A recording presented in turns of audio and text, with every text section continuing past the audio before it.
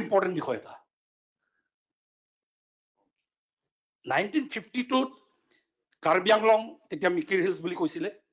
এনচিলছ autonomous council এতিয়া ডিমা হাছাও 1952 দিয়াৰ পাছতো এই বিটিআৰৰ জনগণে 40 বছৰ সংগ্ৰাম কৰিলে আৰু 40 বছৰ সংগ্ৰাম কৰি 2003 চনত 6 শিডিউল আকৌ ইয়াত হ'ল আৰু এতিয়া আপুনি যদি লক্ষ্য কৰে মিচিং ৰাভা আৰু টিৱা অট'নমাছ কাউন্সিল এৰিয়াৰ মানুহে 6 শিডিউল সাংবিধানিক স্বীকৃতি পাব লাগে বুলি ডিমাণ্ড কৰি অসম চৰকাৰক মই ধন্যবাদ জ্ঞাপন কৰিছো এই ডিমাণ্ডটো এতিয়াও ৰেলিভেন্ট বুলি ভাবি কেন্দ্ৰীয় চৰকাৰলৈ অসম চৰকাৰৰ ট্ৰাইবেল এফেয়াৰ্ছ মিনিষ্টাৰে বা মিনিষ্ট্ৰীয়ে কেন্দ্ৰ চৰকাৰলৈ প্ৰেৰণ কৰিছে তাৰ কাৰণে এই সলিউশনৰ কাৰণে সাংবিধানিক স্বীকৃতিৰ কাৰণে প্ৰেৰণ কৰিছে তাৰ কাৰণে মই অসম চৰকাৰৰ মাননীয় মুখ্যমন্ত্ৰী আৰু ট্ৰাইবেল এফেয়াৰ্ছ মন্ত্ৰী মই ধন্যবাদ জ্ঞাপন কৰিছো সো এতিয়া প্ৰশ্নটো হ'ল after 73 years why is it still relevant মই না যেতিয়া আপোনাৰ কনস্টিটিউয়েন্ট এসেম্বলি যেতিয়া ডিসকাশন হৈ আছিল আপোনাৰ বিফোৰ ইন্ডিপেন্ডেন্স আৰু এই আইডিয়া 6 শিডিউল আইডিয়াটো কৰ পাইলে কোনে দিলে অসমৰ জনগণে নিজে নিজে ট্ৰাইবেল সকলে নিজে নিজে বনাই লোৱা আইডিয়া 6 শিডিউল নে কোনে বনাইছে এটো স্বাধীনতাৰ আগতে হৈছে আইডিয়াটো কনসেপ্ট হৈছে what was this idea and why is it still relevant অধ্যক্ষ মহোদয় মই বি.আৰ. আম্বেদকাৰৰ আমাৰ ভাৰত ৰত্ন বি.আৰ. আম্বেদকাৰ আমাৰ সংবিধানৰ সৃষ্টিকৰ্তা তেখেতৰ কমেন্ট এটা মাজত পালো তেখেতে কৈছিলে উত্তৰ পূৰ্বাঞ্চলৰ ট্ৰাইবেল সম্পৰ্কে এটা কথা কৈছিলে তেতিয়া এই ড্ৰাফটিং কমিটি যেটা চলি আছিল সংবিধান যেটা ড্ৰাফট চলি আছিল তেতিয়া according to Dr. B.R. Ambedkar the tribal people of Assam differed from the tribals of other areas he felt that the position of the tribals of Assam was somewhat analogous to that of the Red Indians in the United States who are a republic by themselves in that country and were regarded as separate and independent people অধ্যক্ষ মহোদয় এতিয়া এই red Indian আমেৰিকাৰ red ইণ্ডিয়ানৰ কথা যেটা ক'লে মই আমেৰিকাৰ ৰেড ইণ্ডিয়ানৰ বিষয়ে অলপ অধ্যয়ন কৰিলো আজি ডোনাল্ড ট্ৰাম্প এমাহৰ আগত শপত গ্ৰহণ কৰিছে পৃথিৱীৰ ভিতৰত এক নম্বৰ ৰাষ্ট্ৰ বুলি কয় তাত থকা ৰেড ইণ্ডিয়ান সকলৰ অৱস্থা কেনেকুৱা বুলি যদি আজিৰ তাৰিখত সোধে অধ্যক্ষ মহোদয় the Red Indians more accurately referred as Native Americans or indigenous people of the United States faced centuries of displacement violence cultural suppression following the arrival of European settlers in the America আজি কি অৱস্থা এখনকলৰ systematically disseminate কৰা হল আৰু আজি কি অৱস্থা বুলি ক'লে আজিৰ তাৰিখৰ ৰিপৰ্টটো হ'ল today the Native Americans continue to preserve their culture tradition while facing challenges like poverty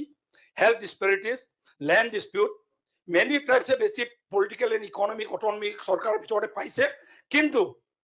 however historical injustice still impact indigenous community leading to ongoing struggles for rights and recognition আজিও আমেৰিকা পৃথিৱীৰ ভিতৰত এক number ৰাষ্ট্ৰ বুলি কোৱা দেশত tribal মানুহৰ এই অৱস্থা হৈ আছে কিন্তু এই যে ৰেড ইণ্ডিয়ান সকল যে নাইকিয়া হৈ গ'ল আমেৰিকাৰ পিকচাৰ পা আমেৰিকাৰ হিষ্ট্ৰী পা নাইকিয়া হৈ গ'ল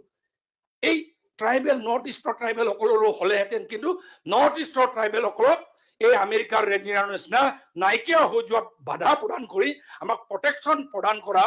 মূল ব্যক্তি কোন বুলি যদি কয় কোনে 6 শিডিউলৰ আইডিয়াটো প্ৰথম উদ্ভাৱন কৰিলে বুলি যদি কয় এইটো আপোনাৰ কনস্টিটিউয়েন্ট এসেম্বলিত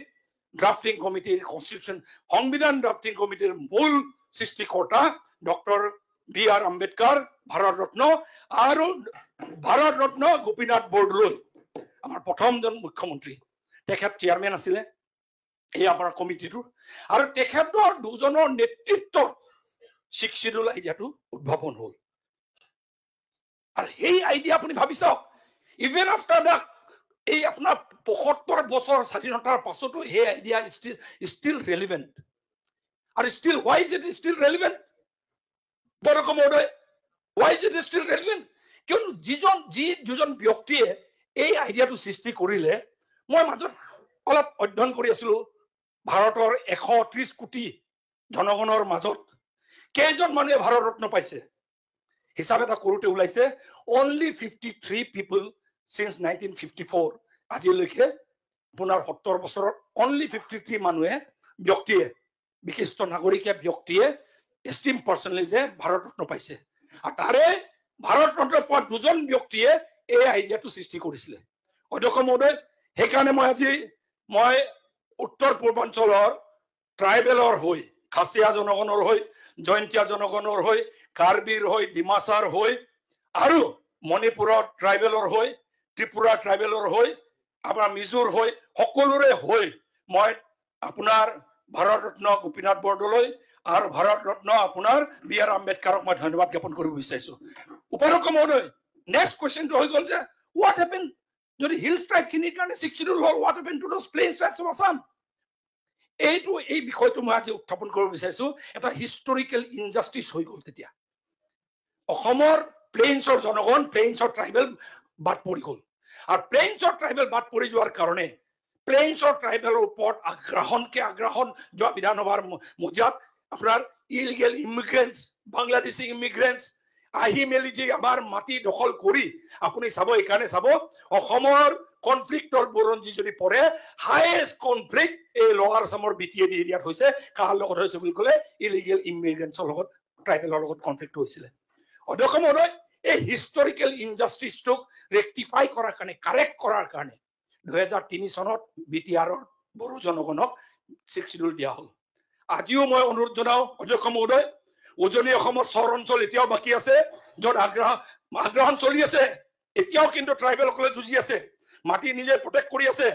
তাত থকা tribal autonomous council Mising autonomous council আৰু গোৱালপাৰাৰ ৰাভাসকলৰ অট'নমাছ কাউন্সিল এৰিয়া মধ্য অসমৰ তিৱাসকলৰ অট'নমাছ কাউন্সিল এৰিয়াৰ মাটি যদি বচাব লাগে আৰু এখেতসকলক যদি এই ৰেড ইণ্ডিয়ানৰ অস্তিত্ব হেৰুৱাৰ কাৰণে যে বচাব লাগে তেখেতসকলক যদি ৰক্ষা কৰি ৰাখিব লাগে ইমিডিয়েটলি এই প্ৰভিজনটো যিটো জেগাত তেখেতসকলে এডমিনিষ্ট্ৰেট কৰি আছে মই বেলেগ জেগাৰ কথা কোৱা নাই তাত দুবাৰ নিৰ্বাচন হৈ গ'ল মিচিং অট'নমাছ কাউন্সিলত দুবাৰ নিৰ্বাচন হৈ গ'ল তিৱা কাউন্সিলত উপাধ্যক্ষ মহোদয় দুবাৰ নিৰ্বাচন হৈ গ'ল ৰাভা কাউন্সিলত দুবাৰ নিৰ্বাচন হৈ গ'ল নিৰ্বাচিত এৰিয়া বেলেগ জেগাত নহয় ডিস্পিউট এৰিয়াত নহয় নিৰ্বাচিত এৰিয়াত য'ত কোনো ডিস্পিউট নাই তাত অতি সোনকালে অসম চৰকাৰে যেনেকৈ কেন্দ্ৰীয় চৰকাৰে প্ৰস্তাৱ প্ৰেৰণ কৰিছে সাংবিধানিক স্বীকৃতি এই সাংবিধানটো আমাৰ গোপীনাথ বৰদলৈ প্ৰয়াত গোপীনাথ লক্ষ্মীনাথ বৰদলৈ আৰু আমাৰ সংবিধান সৃষ্টিকৰ্তা ডক্টৰ বি আৰ আম্বেদকাৰৰ সপোনটোক এই ট্ৰাইবেল এৰিয়াত বাস্তৱ কৰাৰ কাৰণে আজি বিধানসভাই প্ৰস্তাৱ এটা গ্ৰহণ কৰক আৰু চৰকাৰে এইটোক লৈ কেন্দ্ৰ চৰকাৰৰ সোনকালে আলোচনা কৰি এই 3টা জনগোষ্ঠীয় অঞ্চল 3টা ট্ৰাইবেল এৰিয়াকো ইণ্ডিজিনাছ এৰিয়াৰ মানুহক ভূমিপুত্ৰৰ মাটিটো বচাবলৈ তেখেতৰ সংস্কৃতিক বচাবলৈ তেখেতৰ অস্তিত্বক বচাবলৈ পদক্ষেপ ল'ব বুলি মোৰ ফালৰ পৰা আহ্বান জনাই মই পুনৰবাৰ মিচিং ৰাভা তিৱাসকলৰ স্বায়ত্তশাসিত পৰিষদ এলেকাধীন এৰিয়াৰ ভিতৰৰ এৰিয়াটোক প্ৰটেকশ্যন দিব লাগে 6 শিডিউলৰ অধীনত প্ৰটেকশ্যন দিব লাগে সাংবিধানিক স্বীকৃতি প্ৰদান কৰিব লাগে মোৰ পৰা আহ্বান জনাই আৰু পুনৰ সৃষ্টি কৰা সংবিধানৰ সৃষ্টিকৰ্তা আমাৰ বি আৰ আম্বেদকাৰ আৰু আমাৰ লোকপ্ৰিয় গোপীনাথ বৰদলৈক ধন্যবাদ জ্ঞাপন কৰি মোৰ বক্তব্য সামৰিছো ধন্যবাদ